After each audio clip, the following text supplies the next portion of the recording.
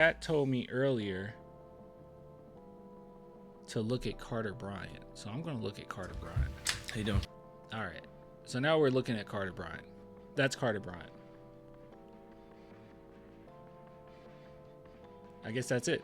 That's all I have to say. Good run for you guys. Get what you looking for tonight. Yeah, definitely a lot of stuff to build off of. It's game one of the preseason. You're not going to expect to be in best shape, best form defensively or offensively off the rip. So I think for us, it's nice to get a gauge of where we are, not playing against each other. you know, it gets a little chippy when you're playing against each other every day, just in terms of competing at a high level. So I think for us, it was nice to get on the floor with other guys and just how. I thought that it was I was like, they are going at each other. Like when Wemby went into Luke Cornett, that was crazy, by the way. That was actually insane. Some people try to downplay it, like, what's the big deal? It's like Luke Cornett is one of the best shot blockers in the NBA. Not just as a backup center, just one of the best shot blockers in the NBA. Like 270 pounds, and Wemby moved him like it was nothing. I was like, bro, he looked like Giannis on that play. But yeah, I did think it was kind of chippy.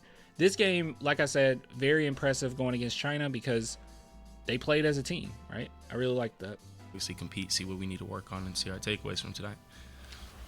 It was like you sort of let out a sigh of relief when you made that three. Was it been kind of tough, What was it, like 1 for 5? missing some of those 3-pointers? No, I don't. Basketball is going to be basketball. Some shots are going to go in, some shots aren't. It's completely out of my control. I just work my tail off, and then when the game presents itself, I just try to go from there, whatever the results are they're going to be. But my second favorite player ever to hit the San Antonio Spurs was Derek White, right? Number one was Manu Ginobili, and then Derek White. You guys know I love Derek White, right? But the one thing that he lacked, and it was because he was not a lottery pick, is confidence. Just mere confidence. And Carter Bryant has it. He has it. Dylan Harper has it. Stephon Castle has it. Like, it's just so much confidence that you get out of lottery picks. Big deal. I think I got good looks. My teammates set me up. A lot of open looks, so it is what it is. They're going to fall eventually.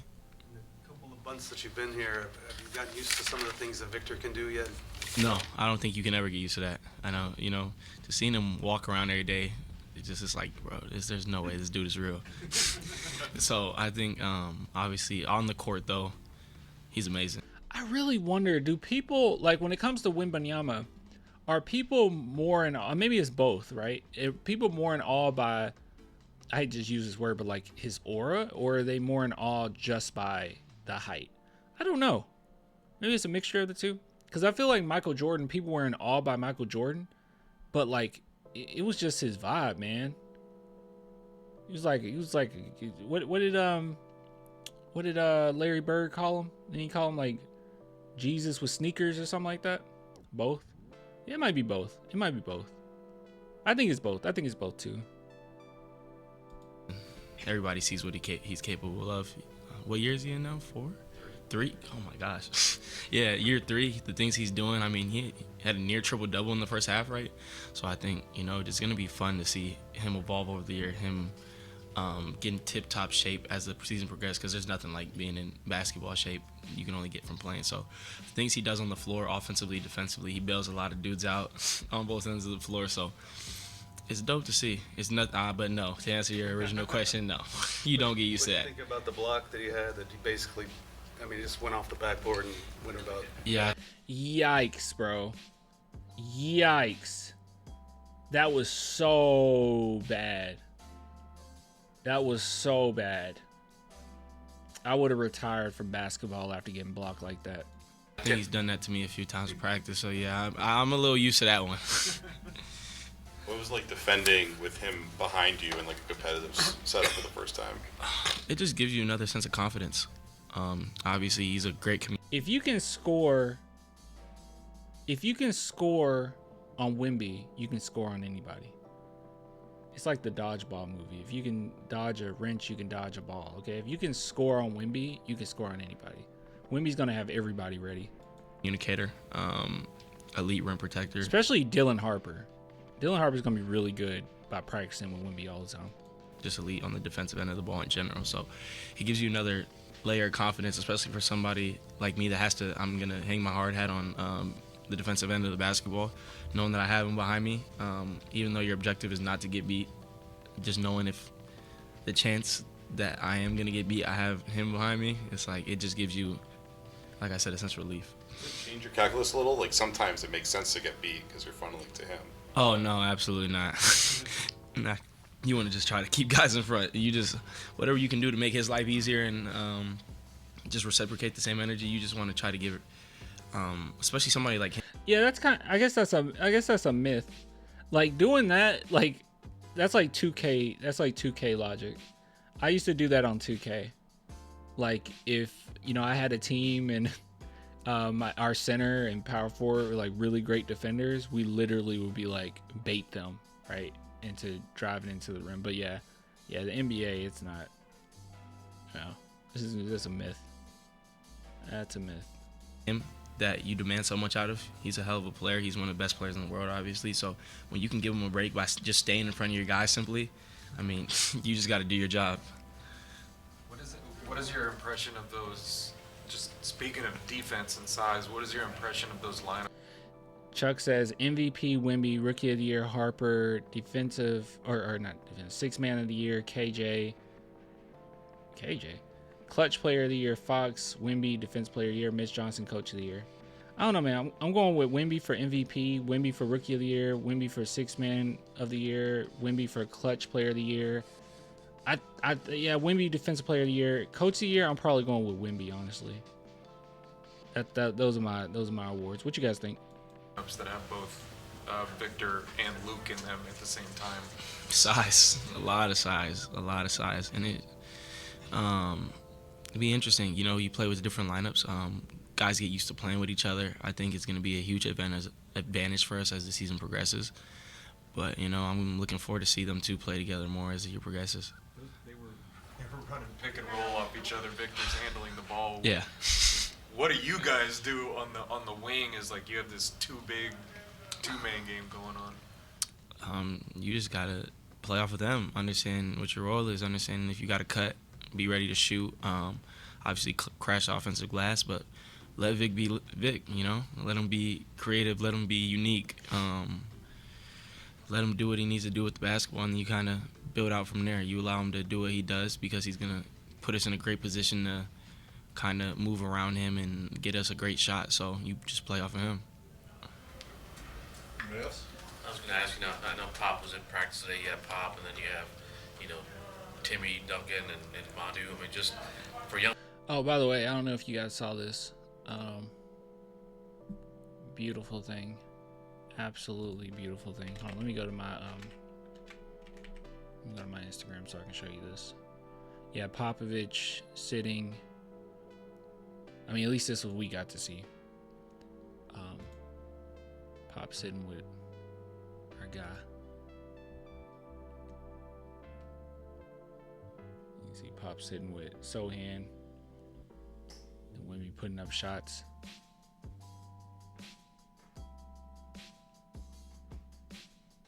You just love to see it, bro. You just love to see it. Pop looks awful. Well, his mind's still there. His mind is still there. But yeah, it looks. I mean, he had a stroke. I mean, I don't know. But yeah, he's getting better. Like the fact that he's here at all is a big deal, right? Yeah, and I'm sure that Pop humor is still. Well, obviously that Pop humor is still there. We know that Pop humor is still there. He's all right. He's gonna do all right. It's very emotional, yeah, for sure. A player like you, do you just sort of kind of try to be a sponge off of those guys, or? I mean, today after practice, Coach Pop was there, and I think I sat with him for like 15, 20, maybe even 25 minutes, just kind of bombarding him with questions. I was just sitting there. It's dope. It was my childhood. I got to see him win a lot. So I think for me, just being able to see him, like have him in my presence and be in his presence and understand like I can go walk and sit down next to him and he knows who I am and he's going to try to do everything in his power to give me knowledge when I ask. And even when I don't ask, he's come up to me and I'm like, this is insane. Like, this is ridiculous. I remember I was working out one time and he, like, in the middle of the workout, like, Tim was with him. Like, he walked on the court, was like, I want you to focus on these things. Like if you do this, you're gonna be good. So Pop, man. He said it made you cry, bro. Man. No, there's only 2 moments in Spurs history that genuinely made me cry. It was Manu's last game. We weren't sure if that was gonna be his last game, but it was when everyone was chanting his name because he just meant so much to me growing up. Watch Because of Manu. Type in Clan the Spurs fan because of Manu on YouTube, and you'll see what I'm talking about. But then also when they had the retirement ceremony or whatnot for Manu, that made me cry. That's the 2 times I've cried pertaining to the Spurs. But I'm sure, like, I don't know. It makes my heart warm, man. To see Pop out there and them taking care of him and him still doing his thing. Like, it's great, bro. It's great. It's great. People have that myth where they say your brain stops developing when you hit 25. That's actually not true. Your brain continues to develop, right? And Popovich has so much knowledge. But yeah, that's actually a myth. You guys should look that up. just having him in my utility belt, in a sense, like, I don't mean, I can't think of the right way to explain it, but it's a beautiful thing. I'm so grateful. I'm so grateful to have a powerful basketball mind like him. Was there something that he wouldn't know who you were the first time he walked up to you? Oh, I was expecting to him not to have any idea who I was. I mean, I'm probably at the absolute bottom of his totem pole of people, so I wasn't gonna take it personally at all. Did he call you by name? Yeah, he did. First and last. And the thought in your head when he said Carter or Bryant? I was like, this is not real right now. This is not real. Okay, thanks, Carter. They're not gonna ask him about the song when he sung "Let Me Love You." That was nice. He gonna help them, yeah. Clan the Brain fan. What? I always cry when I see that picture of Teenage Mutant Ninja Turtles walking old Master Splinter. Oh, where they like made it where it was like Tim Duncan, Manu, Tony, and then Pop or whatever. I know what you're talking about. Clan, do you watch WWE? No. I used to. It just became so like PG, man. Like, I don't know. Some things you can get rid of. Like old school WWE, like, yeah, it was quite a bit of misogyny. Like, you can probably get rid of some of that. But like, I don't know, man. It's gotten so like G-rated to the point where I don't enjoy it at all. Like, yeah, it's been a while since I watched WWE. I heard AEW's crazy though. I need to watch that. Hulk Hogan rates. Oh yeah, he's very racist. Hulk Hogan? Yeah. Are you kidding me? Yeah. I cry every day. Sohan is on the team. Dang, Caps. Dang. We're gonna leave that segment off with that, unfortunately. Yeah, we're gonna leave it off. We're gonna leave it off on that.